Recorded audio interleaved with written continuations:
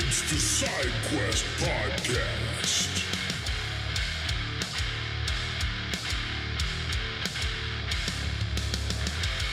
So, picture a man sitting on a horse.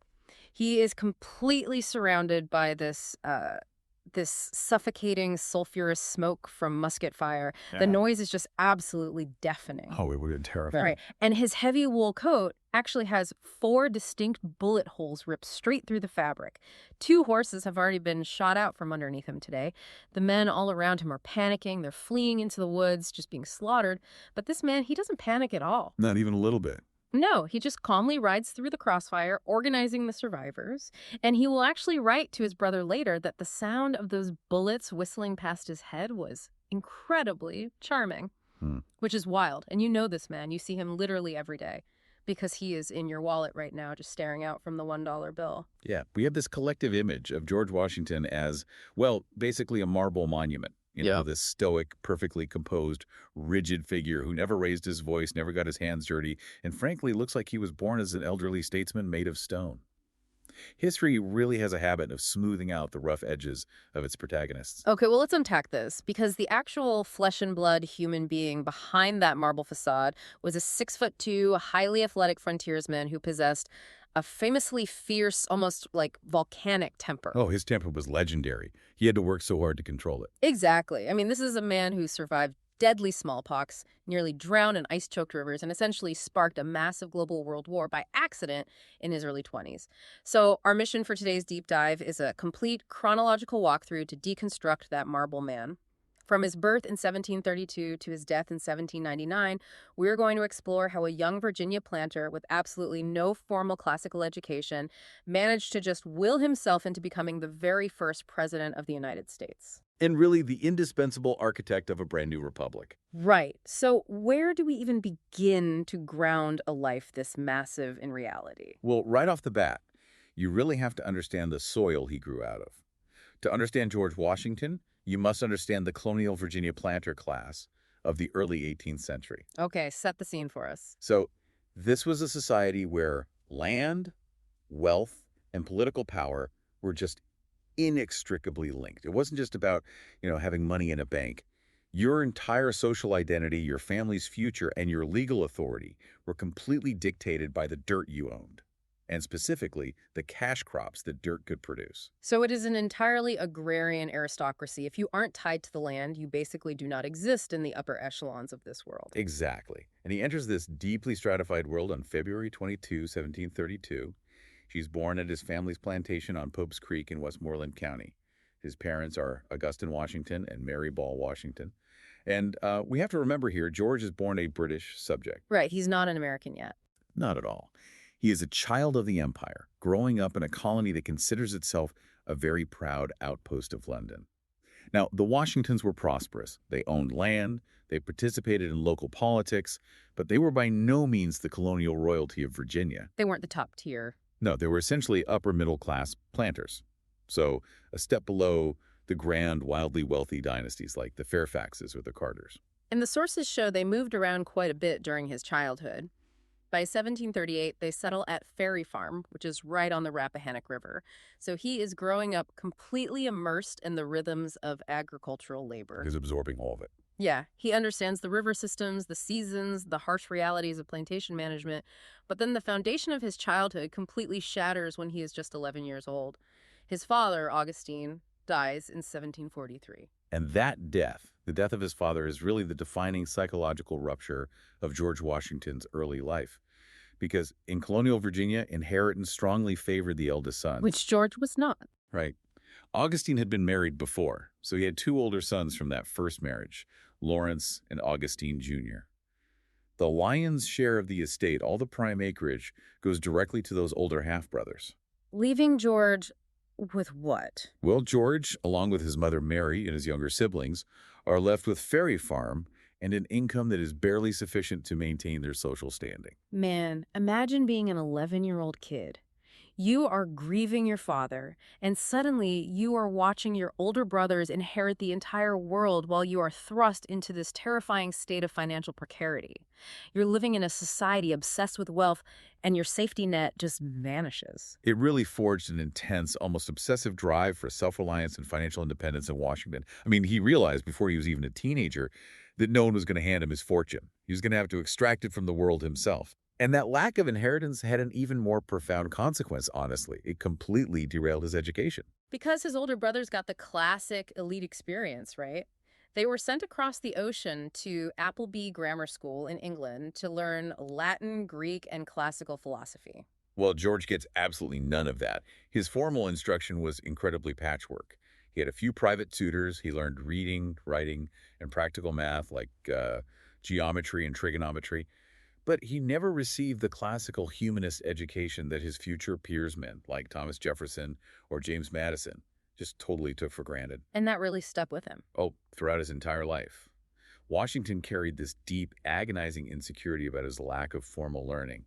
He constantly worried he would be exposed as some sort of provincial rustic among sophisticated intellectuals. Which perfectly explains this detail from the sources that absolutely fascinated me.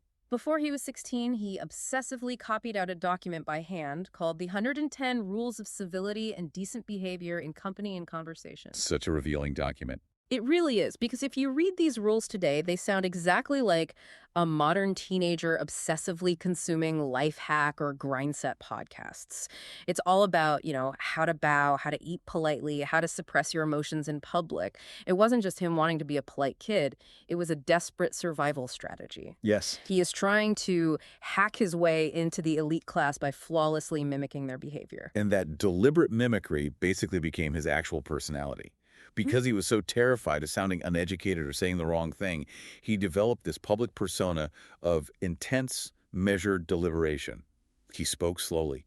He rarely interrupted. He was building the marble statue himself. He really was. He maintained a physical stoicism that people interpreted as profound wisdom, but it actually originated as a defense mechanism to hide his intellectual insecurities. But, mastering table manners doesn't buy you a tobacco plantation. Etiquette is just step one. Step two is figuring out how to actually generate capital when you have zero inheritance.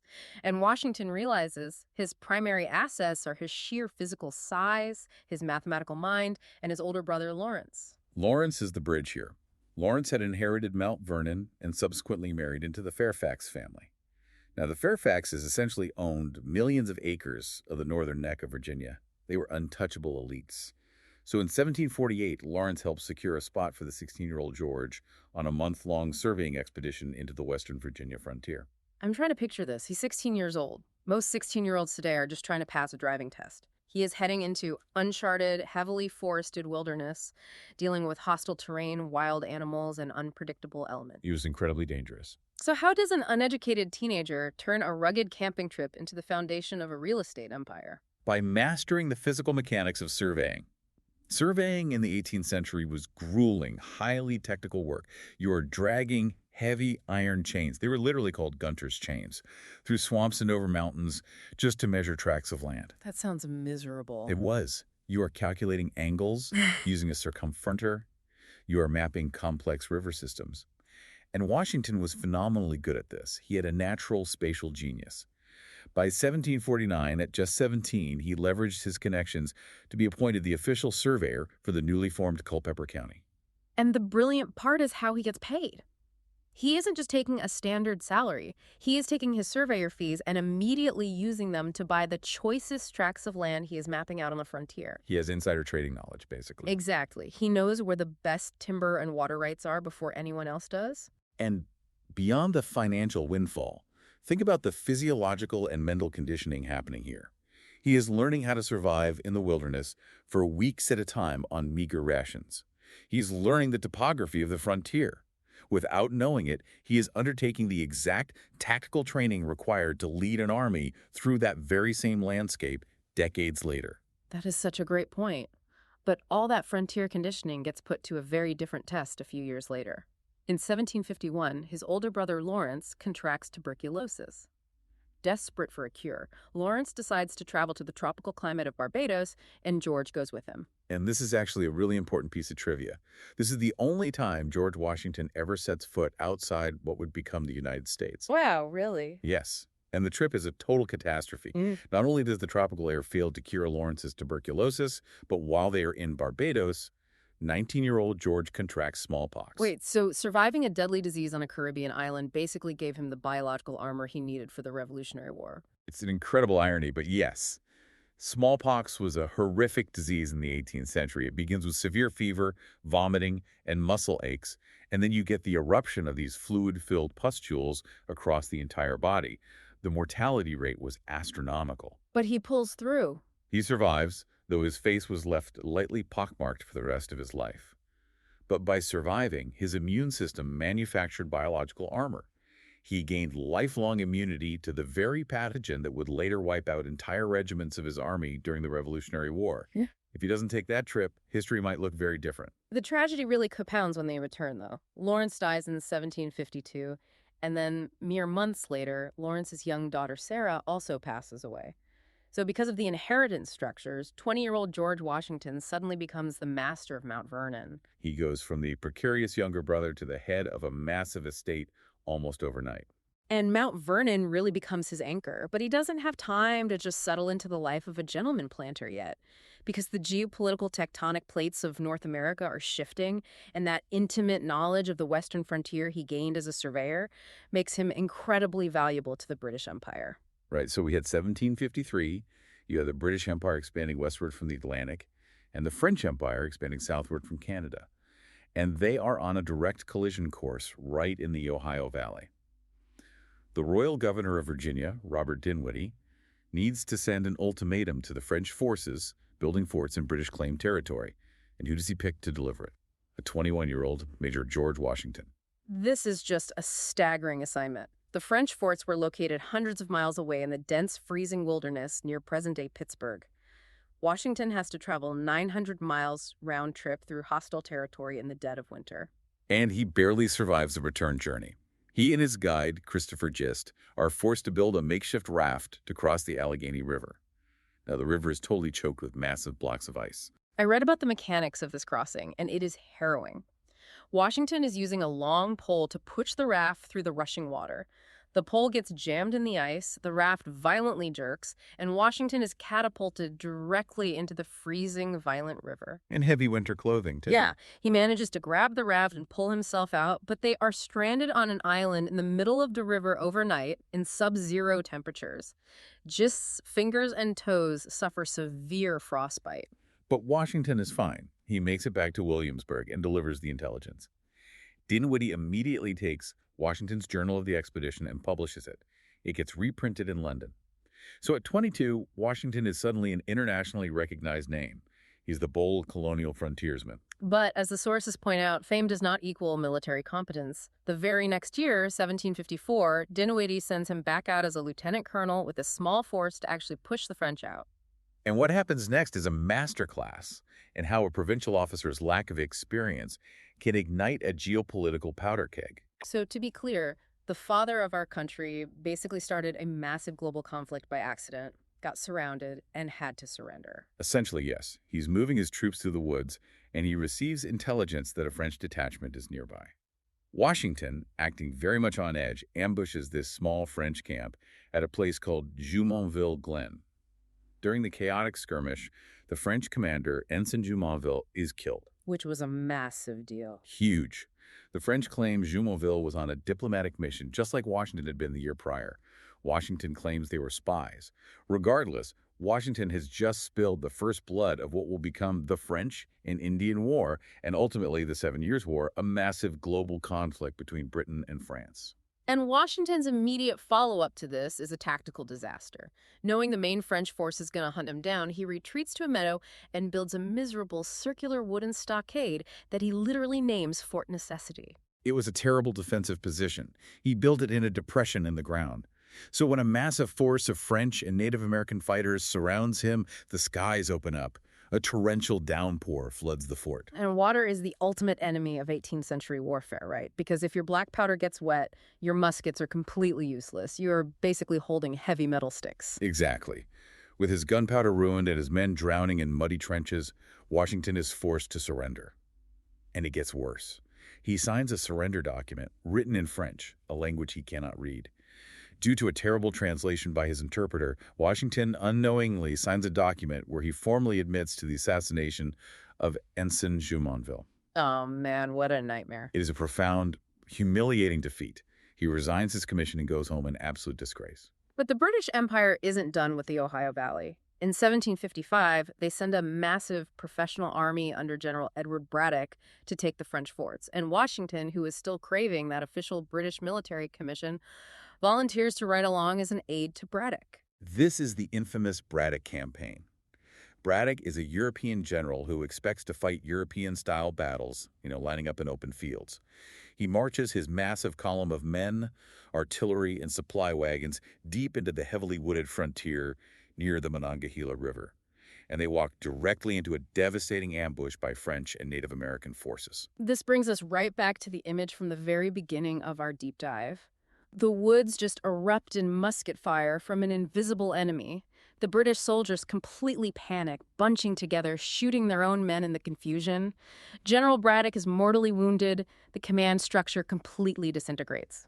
What's fascinating here is what the public didn't see at that moment: Washington's physical state. He was actually suffering from a severe case of dysentery. He had tied pillows to his saddle just to be able to sit on his horse. But when the ambush happens, his adrenaline completely overrides his illness. He rides frantically across the battlefield, fully exposed to the crossfire, trying to organize a retreat and pull the panicked survivors out of the slaughter. 2 horses killed under him, 4 bullet holes through his coat, and he survives without a single scratch. This is where he writes that the sound of the bullets is charming. I mean, it is bordering on psychotic coolness under fire. But it secured his reputation forever. While the British suffered a historic massacre, Washington emerged as the hero who saved the remnants of the army. Colonial clergy actually began delivering sermons stating that Washington possessed divine protection, that Providence was saving him for some greater purpose. This mythology of invincibility became a massive political asset later on. But despite the public adulation, the British military establishment still refused to grant him a regular royal commission. They looked down on him as a provincial amateur. And you can see the psychological shift happen. By 1758, he realizes he is never going to be treated as an equal by London. So he resigns. He turns his back on the military and decides, well, if he can't be a lord in the British Army, he's going to build his own empire at Mount Vernon. This marks his transition into the era of the gentleman farmer. And the catalyst for this empire building occurs on January 6, 1759, when he marries Martha Dandridge Custis. This changes absolutely everything.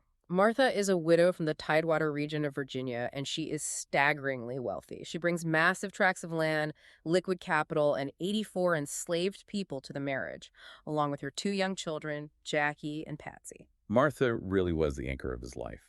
She managed a massive domestic enterprise and became his most trusted sounding board.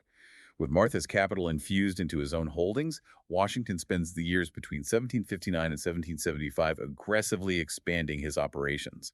He grows Mount Vernon from a 2,000-acre estate into an 8,000-acre behemoth divided into 5 separate, highly managed farms. And here is where we get into the mechanics of why Washington was so successful and why he eventually rebelled, because he doesn't just plant more tobacco. He makes a massive, highly calculated pivot away from it. Let's unpack the consignment system, because this is crucial to understanding the American Revolution. How did the British mercantile system actually trap Virginia planters? It was essentially a gilded cage of debt. Virginia planters would grow tobacco and ship it to merchant houses in London. Now, because the planters wanted to live like English aristocrats, they would order luxury goods, fine china, carriages, tailored clothes, books from those same merchants. Right. The merchants would advance these goods on credit, basically betting against the next year's tobacco harvest. But the merchants in London controlled the pricing. They constantly undervalued the colonial tobacco and overcharged for the luxury goods. So even the wealthiest planters, guys who owned thousands of acres, were drowning in invisible debt to London bankers. They were asset-rich but cash-poor, perpetually trapped in this transatlantic hamster wheel. Exactly. And Washington recognized this mathematical trap. So in the 1760s, he makes a radical agronomic and economic decision. He stops growing tobacco as his primary cash crop entirely. He pivots entirely to wheat. The brilliance of wheat is that it completely bypasses London, right? Yes. Wheat could be milled into flour locally. It didn't have to be shipped to England. Washington could sell his flour to local merchants in Alexandria or export it to the West Indies, demanding cash on delivery. And to maximize this, he builds a state-of-the-art merchant grist mill. He establishes a commercial fishery on the Potomac that harvests over 1 million herring a year. He eventually builds a distillery that pumps out 11,000 gallons of rye whiskey annually. It's a massive, vertically integrated corporation. But more than that, as the sources point out, it is an act of silent economic rebellion. Long before anyone is firing muskets in Massachusetts, George Washington is declaring his personal economic independence from the British Empire. He is building a self-sustaining American economy on his own land. And during this same period, he enters the political arena, serving in the Virginia House of Burgesses. True to his lifelong insecurities about his education, he is not a fiery orator like Patrick Henry. He's not giving these massive, sweeping speeches, but he leverages his silence. He becomes known as an incredibly careful listener, a man who synthesizes different viewpoints and builds consensus. Yet, amidst all this agrarian and political success, there is a deep, hidden emotional core to the man. In 1773, tragedy strikes Mount Vernon. His stepdaughter Patsy, whom he absolutely adored and helped raise, dies suddenly. Patsy had suffered from severe epileptic seizures for years. Washington had consulted every doctor, tried every remedy available in the 18th century, spending fortunes trying to cure her. One afternoon, she suffered a massive seizure and died in Washington's arms at just 17 years old. He canceled all his business, weeping openly. He carried that profound grief with him, heavily concealed beneath his public stoicism. So you have this man who has built his own independent economic empire, who has suffered deep personal loss, and who is increasingly frustrated by British overreach. When the British passed the Intolerable Acts in 1774, punishing the colonies for the Boston Tea Party, Washington isn't just reading about it. He feels it as a direct threat to the independent world he has painstakingly built. By the time the Second Continental Congress convenes in Philadelphia in May of 1775, blood has already been shed at Lexington and Concord. Washington is 43 years old. He is incredibly wealthy. He has every material reason in the world to stay at Mount Vernon and protect his assets from a treasonous war. Instead, he travels to Philadelphia, and he does something incredibly calculated. This is one of my favorite details. He shows up to the Continental Congress wearing his blue and buff Virginia militia uniform. He's the only delegate in the entire room dressed for war. Showing up to a political convention in full military uniform is basically the 18th century equivalent of dressing for the job you want, not the job you have. It's a massive, brilliant power move. Right? Oh, absolutely. John Adams recognizes the power of the symbol immediately. Adams officially nominates Washington to be the commander-in-chief of the newly formed Continental Army. Adams knew they needed a Virginian to unite the southern colonies with the New Englanders, but he also knew they needed Washington's unmistakable aura of command. On June 15, 1775, the Congress unanimously selects him. He accepts, but he makes a move that absolutely cements his moral authority. He refuses a salary. He tells Congress, "I will keep an exact account of my expenses, but I will accept no pay." The political genius of this cannot be overstated.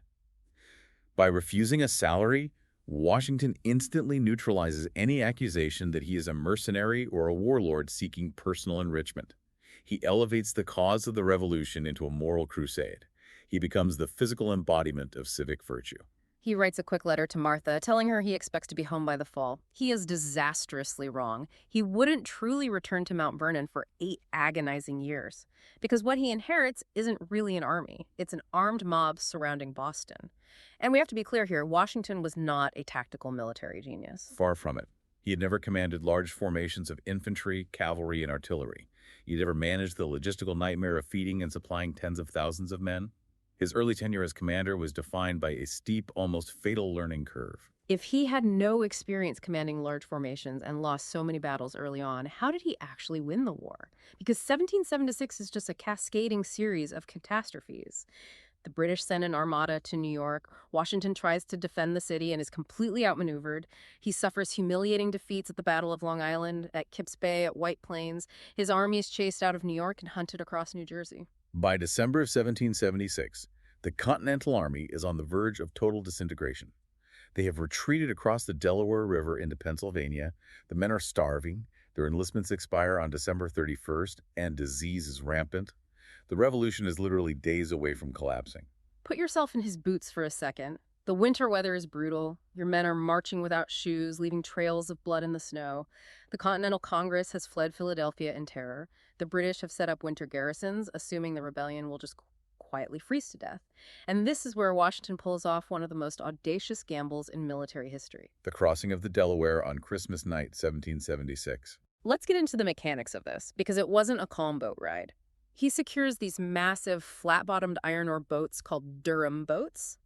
They are trying to move 2,400 men, plus heavy artillery cannons, across a river that is choked with massive, jagged ice flows. In a brutal nor'easter hits exactly as they are crossing. They are battling hurricane-force winds, driving sleet, and blinding snow in the pitch black. The operation falls hours behind schedule, but Washington pushes them through the ice. They land on the New Jersey shore and march 9 miles to Trenton. They completely surprise the Hessian garrison at dawn.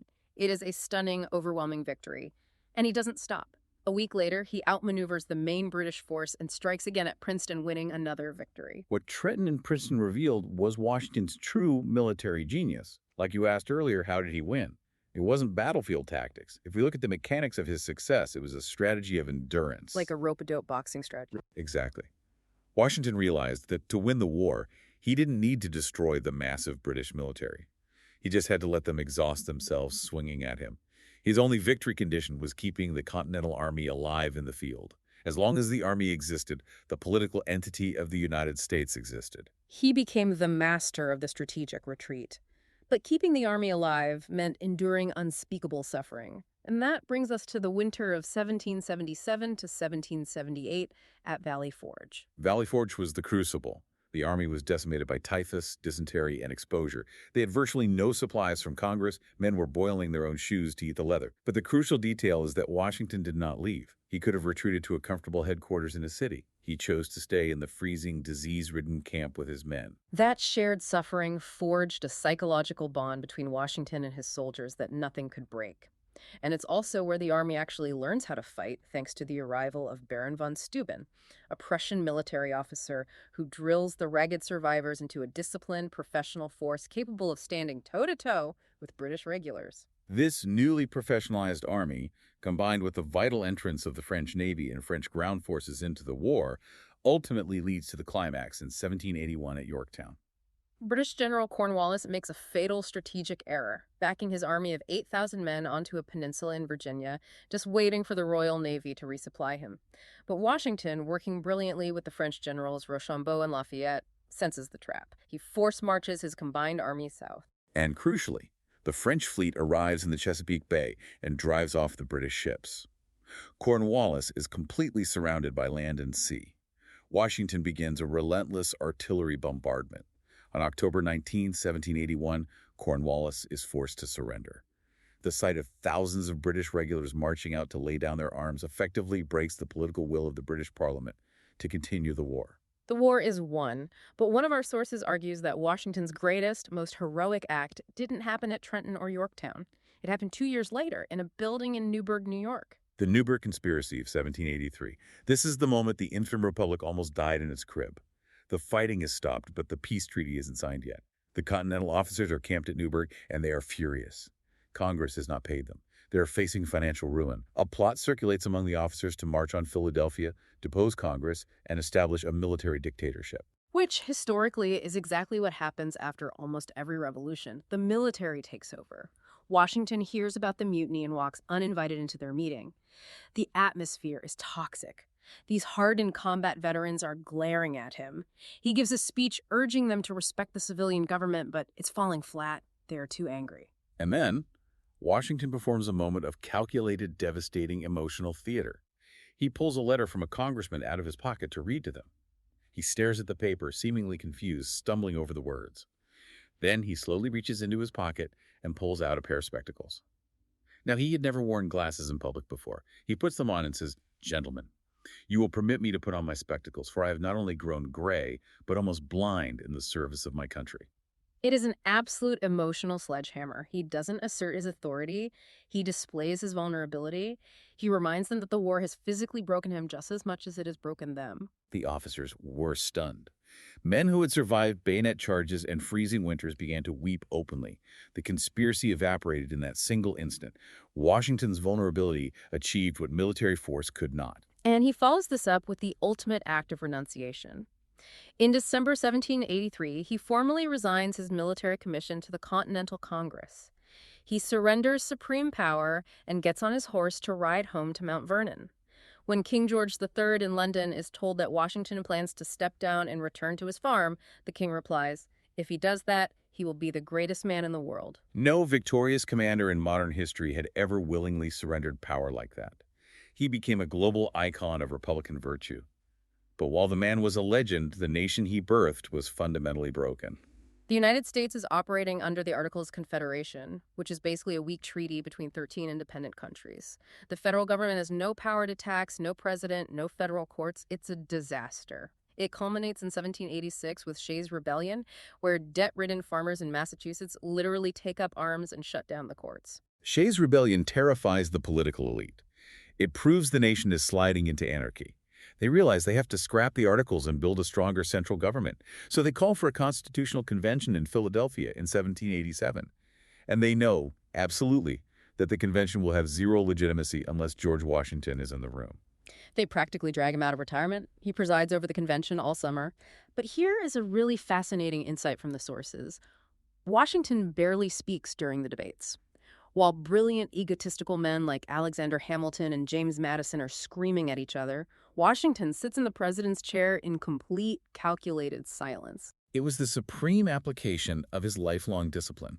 If we connect this to the bigger picture, he understood that in a room full of massive egos, speaking constantly dilutes your authority. By remaining silent, he created a vacuum of power. Every delegate ended up projecting their own hopes onto his silent stoicism. They were terrified of creating a powerful executive branch of presidency because they had just fought a war against a king. They only agreed to Article 2 of the Constitution because they looked at Washington and knew without a single doubt that he would be the first one to sit in that chair. The office was custom-built around his character. When the Constitution is ratified, the Electoral College votes for the first time. Washington receives a vote from every single elector. He is the only president in history to be unanimously elected. He takes the oath of office on April 30th, 1789 in New York City. He's 57 years old, and he is stepping into a void. There is no federal bureaucracy. There is no treasury. There is no Supreme Court. There is no precedent for how a president should behave, dress, or govern. Everything he did, from how he received guests to how he interacted with Congress, would establish a permanent precedent. He knows he can't do it alone, so he builds the first cabinet. And I love this analogy. If you've ever managed a team where your two best, most brilliant employees absolutely despise each other, you will understand Washington's cabinet. Always a nightmare. Okay. He brings in Thomas Jefferson as Secretary of State and Alexander Hamilton as Secretary of the Treasury. These two men possess entirely incompatible visions for the future of America. Jefferson envisions a decentralized agrarian republic based on states' rights and an alliance with revolutionary France. Hamilton envisions a powerful, centralized commercial powerhouse driven by banks, manufacturing, and a strong financial alliance with Britain. Washington is essentially the exhausted manager trying to keep these two geniuses from tearing the country apart. It's like a supergroup rock band where the two lead singers completely hate each other's guts. And despite this vicious infighting, look at the mechanics of what he actually builds.